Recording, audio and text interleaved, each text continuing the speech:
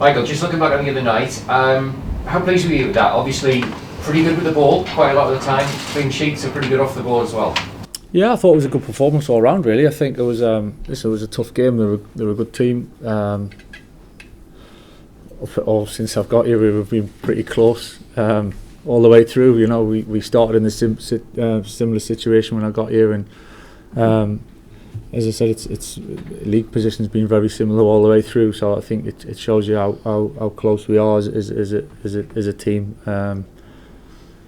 But yeah, really happy. I think we played some really good football, as I said after the game, first half, and really promising, controlled the game, and then controlled the game at certain times without the ball. Really, second half, and defended pretty well for the most part. So it was a good performance, you know, goals and a clean sheet and a good win. It was a good night. Different sort of challenge, obviously, the weekend. Preston, you're playing a team who don't win a lot, don't lose a lot, draw a lot. You drew with them earlier in the season. What do you make of that challenge? Yeah, they're a good team. Paul's they made it really difficult for us at home, especially. They've had some really good results, and they're dangerous. You know, they're dangerous. They've got a lot of players across the front line. They make you defend the box at times, fast attacks, and we've got to be really ready for that. Get a lot of crosses in and attack the middle of goal a lot. So we've got to do that. You know, obviously want to put us on the back foot. They've got their strengths. We've got our strengths. We need to come out on top for sure. But yeah, it's never an easy game in this league anyway. But surely it's a tough one. You addressed it the other night after the game, but now it looks like the Ben Doak situation is sorted out. How good is that for basically all parties, that now he can settle down, you all know where he's going to be, and he can get on with being good? Yeah, it's clear now. It's clear. It was kind of clear for us in many ways anyway. And I think it's been successful for Ben so far in terms of the amount of football, the exposure, and to playing week in, week out, to at a good level and consistent. And it's a big step for him, you know, from the season he had last season. So it's from that side of things, it's gone well for Ben. I think the way he's coped with everything and moved and settled, and yeah, a little bit of uncertainty maybe that surrounded him, and never really showed it, you know, and trained well, and always felt it was he was going to be here for the rest of the season. So we were, of course, we're delighted now. It's clear, but yeah, it works well for all of us and continue to be that way. So I suppose on the theme of loan signings, what the situation with George Edmondson, is that something that the club is looking to revisit possibly and getting back? Yeah, it's something we're looking to do. There's a number of things of trying to make the group as strong, if not stronger, and that probably sums it up, because he has been part of us and done ever so well since he came here and played a lot of football. So there's definitely that option. It's definitely an option, something we'll explore and see if it's possible again. Michael, obviously you talked about the certainty of Ben Doak, obviously uncertainty over Laddie Latz. What is the situation? How important is he to the collective results of the side?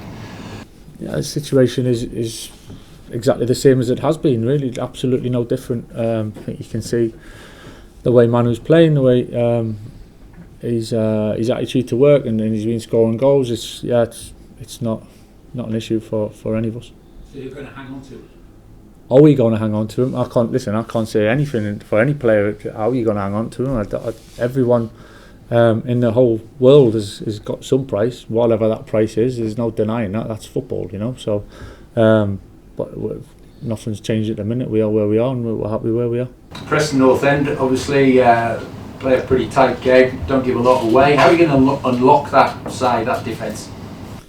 Yeah, well, it's something we'll keep to ourselves and try and exploit on Saturday for sure. I think we know that we're capable of scoring goals. I think it proves that by the amount we have scored. So we've got to find ways of doing that. The way they defend, they do close spaces very well, and we found that out in the home game, even though we managed to score, obviously couldn't quite win the game. So we kind of got an idea what to expect, and we'll have ways that we'll try and exploit that.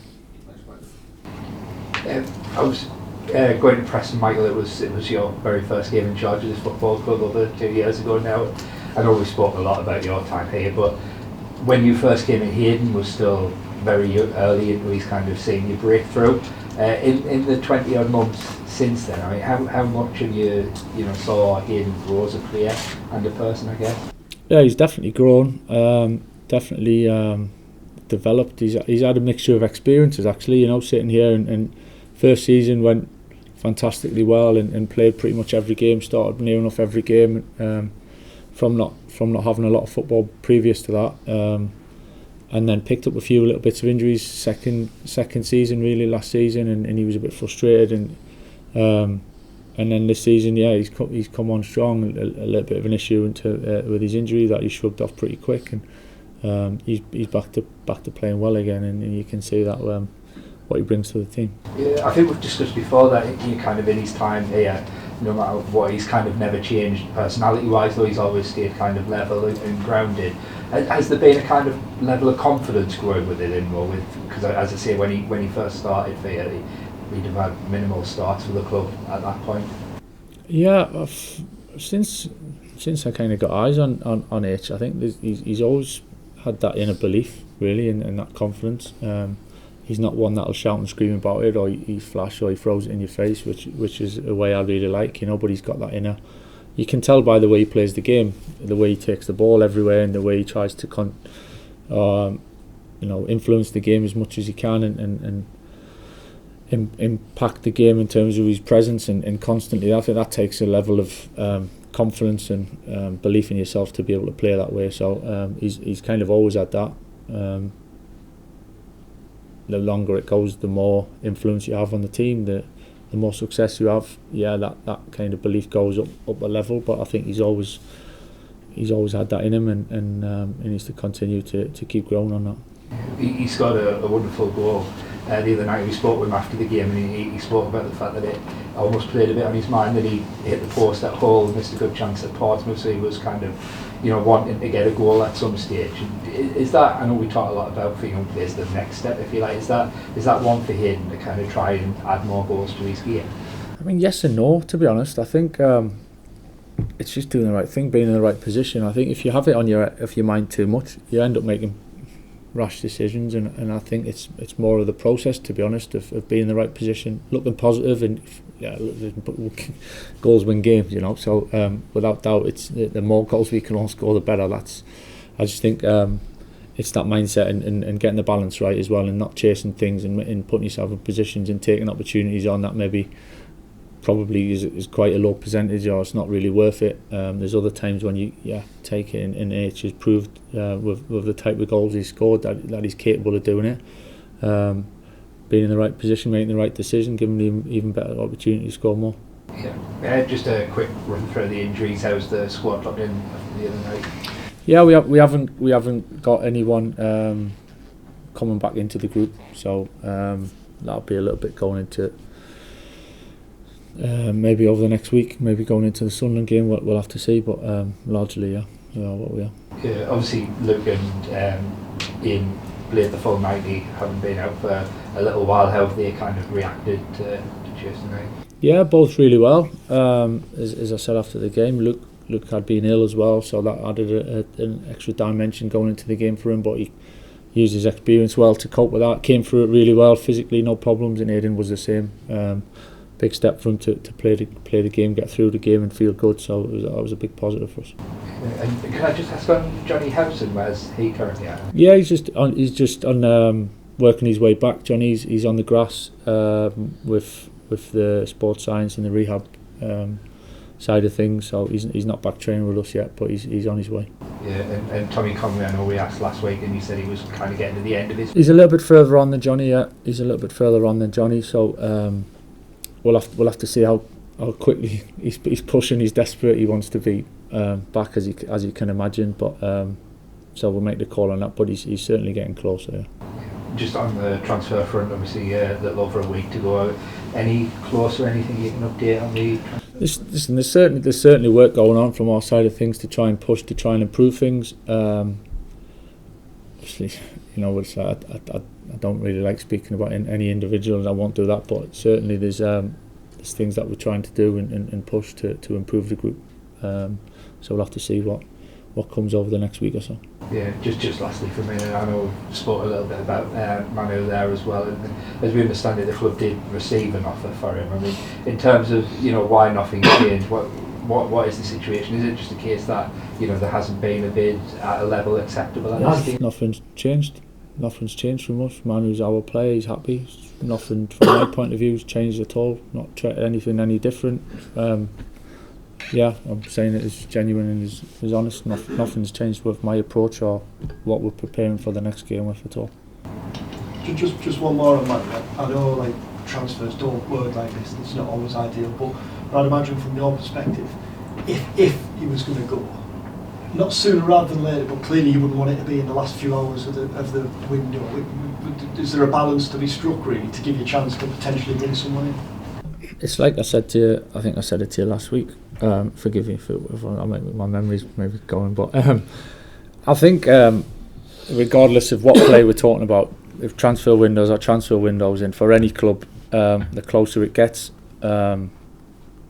towards the end, then that is an issue, and there'll be plenty of teams throughout the land that have bids in the last day or 2 days. We had that obviously last time out.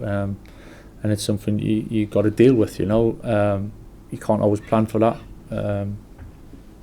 Yeah, of course it's not ideal, and there's reasons why they don't get accepted towards the end, and it becomes a bit more difficult, and it's a little bit more challenging to get things done because it feels with that deadline upon you. It's a little bit different. So that's definitely different and varies if you're buying one or if you're letting one go or if you're trying to keep a hold of one. It's that's the dynamics of the window going into this stage, really. And I know you never doubted it. You told us you never doubted it, but still, fair play to Manu for getting his head down, playing well, scoring amid the uncertainty, because that's not always the case, is it? I think over the years we've seen players deal with transfer windows in different ways. I've seen clubs do it, seen coaches, managers do it.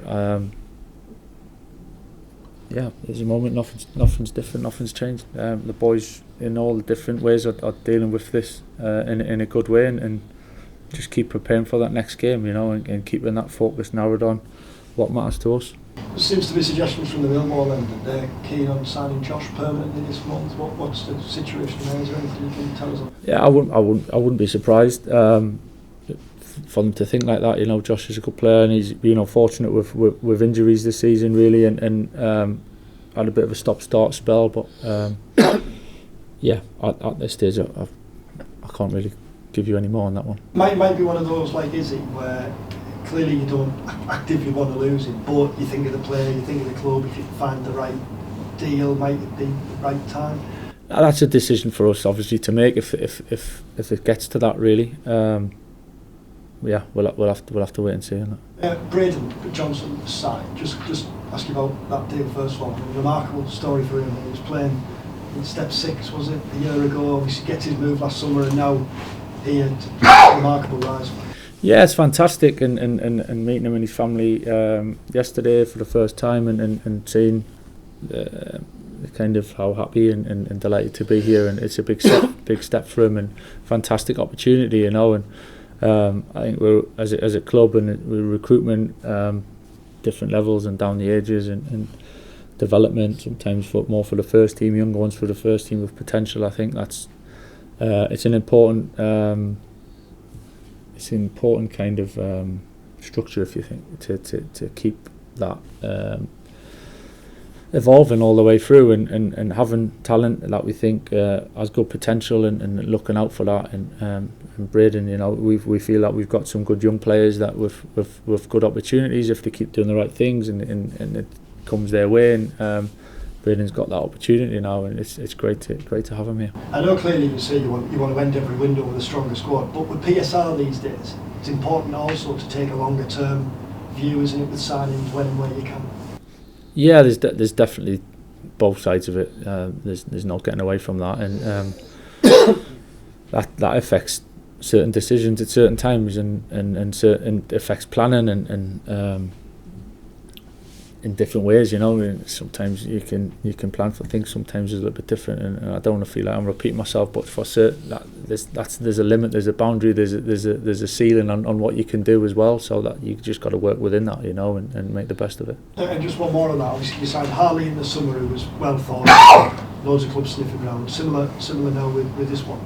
What is it about Borough? How are you able to tempt these players here rather than... I don't know, it's a difficult one to me answer because I'm sitting on this side of the fence, so we try to make it, I don't know, we are what we are first and foremost, you know, and the way we play and the way we try and behave and try and treat the players all the way through is kind of our way, really, and the players seem to be really enjoying it, and it seems to be attraction in terms of younger players or players being offered to us in different ways, and then obviously being able to attract and bring younger players in as well. It's a real positive, you know, to be in a position to be able to do that. It's not always the case, and I think that's something we certainly don't take for granted, the position we're in at the moment, and we got to make the most of it. Sorry, just one last one on Johnny. It must have been a really frustrating season for him so far, because ins and outs, and he works so hard to stay fit. So yeah, what has it been like for him? Yeah, it's challenging, you know, and